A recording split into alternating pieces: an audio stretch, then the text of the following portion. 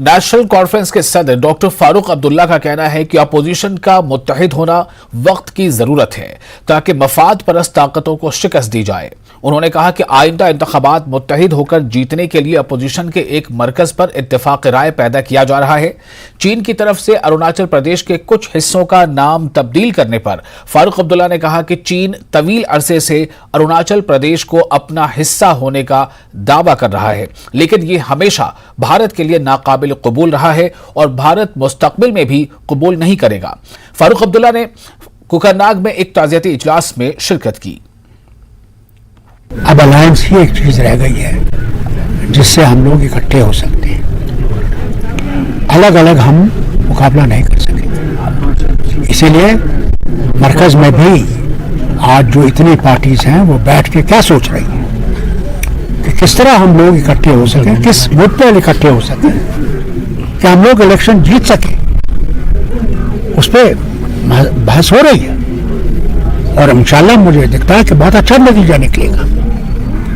Unity کا چل میں رکھا ہے، کیونکہ آج ہی نہیں اروناچل پردیش کو یہ کب سے کہہ رہے ہیں یہ ہمارا حصہ ہے۔ ہم لوگ یہ ماننے کو تیار نہیں ہے، بھارت ماننے کو تیار نہیں ہے۔ ماننے رکھتی ہے نا، کیا پتا کل کیا کریں گے، کچھ پتا نہیں۔ فاروق عبداللہ نے نصابی کتابوں سے مغل تاریخ کو ہٹانے کے فیصلے پر تنقید کی۔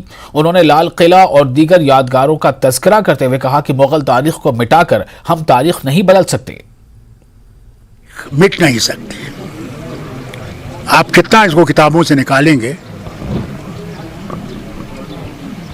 شاہجہاں کو کیسے بھول جائیں گے، اورنگزیب کو کیسے بھول جائیں گے، اکبر کو کیسے بھول جائیں گے، بابر کو کیسے بھول جائیں گے، ہمایوں کو کیسے بھول جائیں گے، جہانگیر کو کیسے بھول جائیں گے۔ 800 سال حکومت کی ہے،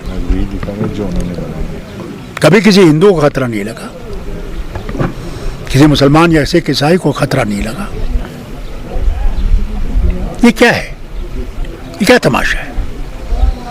جب تاج محل دکھائیں گے تو کیا کہیں گے، کس نے بنایا، وہ کون تھا، اور یہاں دفن کون ہے، کیا کہیں گے؟ جب فتح پور سیکری جائیں گے جہاں ان کا پہلا تخت تھا، راج تھا، دلی آنے سے پہلے، اس کے بارے میں کیا کہیں گے، کیا چھپائیں گے؟ لال قلعہ اس کو کیسے چھپائیں گے؟